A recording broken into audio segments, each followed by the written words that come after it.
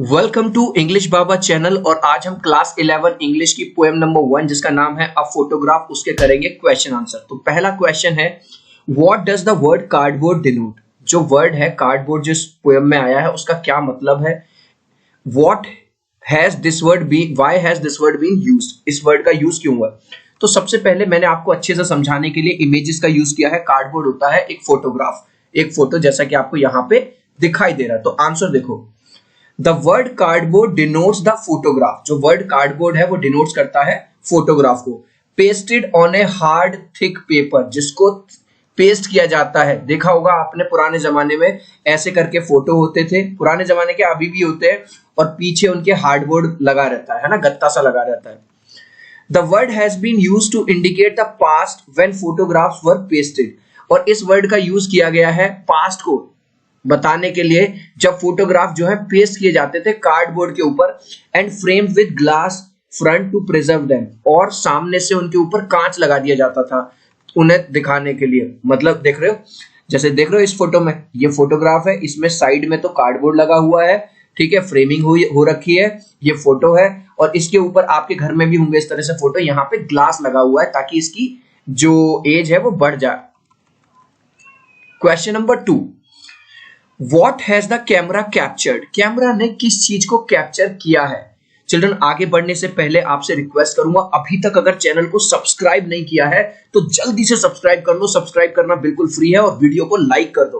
कर दिया सब्सक्राइब, आगे बढ़ते हैं। What has the camera captured? Camera ने किस चीज को कैप्चर किया है। आपने अगर पोएम पढ़ी है तो आपको पता होगा कि जो अंकल है उन्होंने इन तीनों का फोटो खींचा था, पोएट की मम्मी का और उसकी दो कजिन बैटी और डॉली का। ठीक है, देख लेते हैं। The camera has captured the three girls, तीनों लड़कियों की फोटो को खींची है, जिसमें पोएट की मम्मी है, उसकी टू कजिन्स हैं, ठीक है, Betty and Dolly, in their swimming dresses. और उन्होंने क्या पहना हुआ है, स्विमिंग ड्रेसेस पहना हुआ है। चिल्ड्रन, अगर आप मुझे टेलीग्राम पे ज्वाइन करना चाहते हैं तो कर सकते हैं, इंग्लिश बाबा 123 टेलीग्राम, ठीक है, आपको हमारे अपडेट्स आपके फोन पे मिलते रहेंगे। क्वेश्चन नंबर 3 है, What has not changed over the years? इतने साल बीत जाने के बाद भी किस चीज में कोई चेंज नहीं आया है। Does this suggest something to you?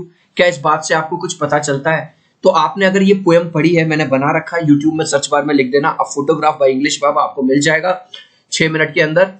तो जो समुंदर है वो बिल्कुल नहीं बदला, वो पहले भी ऐसा ही था, अभी भी ऐसा है।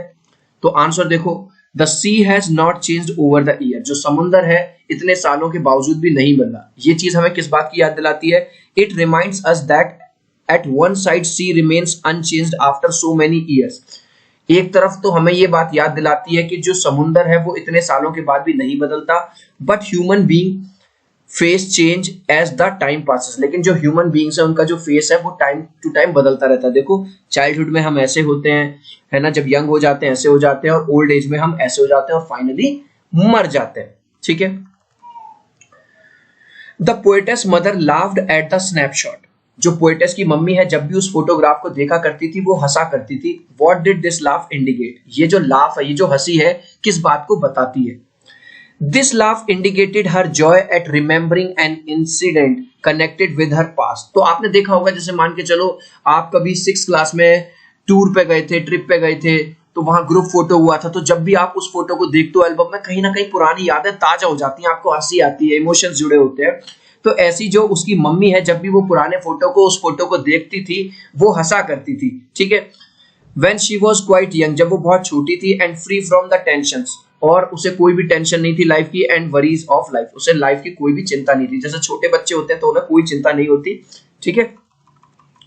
Next, what is the meaning of line both wry with the laboured ease of loss. एक लाइन आई है पोएम के अंदर, बोथ राय। ठीक है, राय का मतलब होता है दुखी होना, दोनों क्यों दुखी होते हैं, with the laboured ease of loss. The line refers to the sea holiday as remembered by her mother। अब ध्यान से समझना इस वाली लाइन को। उसकी जो मम्मी है जब भी उस फोटोग्राफ को देखती थी तो उसे अपना पास्ट याद आता था, और वो पास्ट अब कभी वापस नहीं आता था। And the poet remembering her mother's laughing face. और जो पोएट है वो अपनी मम्मी के हंसते हुए फेस को याद करती है, क्योंकि आज जो उसकी माँ है वो इस दुनिया में नहीं है। Both of them are now part of past. तो इस चीज का मतलब समझो कि जब उसकी मम्मी उस फोटो को देखती थी तो वो अपने पास्ट को याद करती थी, है ना, और आज वो अपनी मम्मी को याद करके दुखी हो रही है, तो दोनों ही, वो अपने पास्ट को याद करके दुखी होती थी कि वो मेरा पास्ट अब वापस नहीं आ सकता, और वो अपनी माँ को याद करके दुखी हो रहा है कि अब वो कभी भी वापस नहीं आ सकती।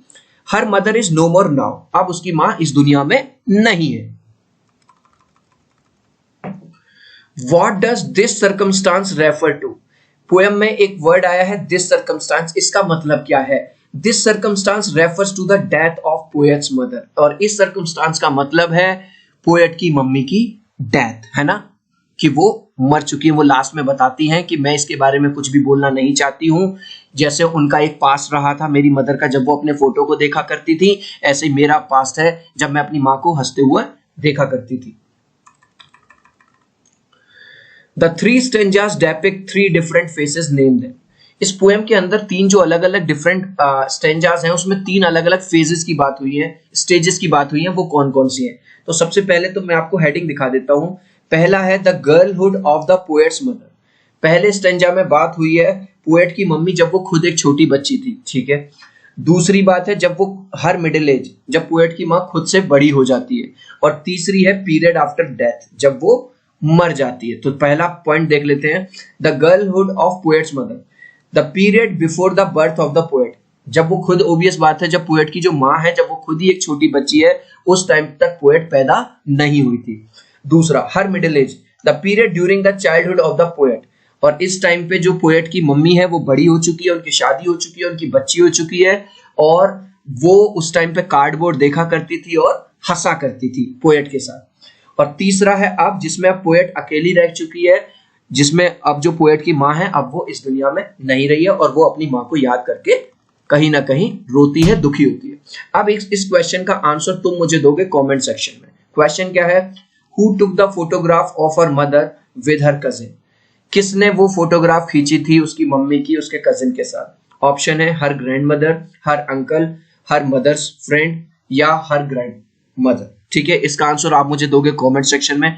आई होप मैंने ये जो बहुत प्यारी तरह से जो वीडियो बनाया है, बहुत मेहनत लगी है इमेजेस डालने में, एक एक चीज को इस तरह से डालने में, तो एक लाइक तो यार बनता है। और अगर चैनल पे मेरे भाई पहली बार आए हो तो चैनल को सब्सक्राइब कर दो, बेल आइकन को टैप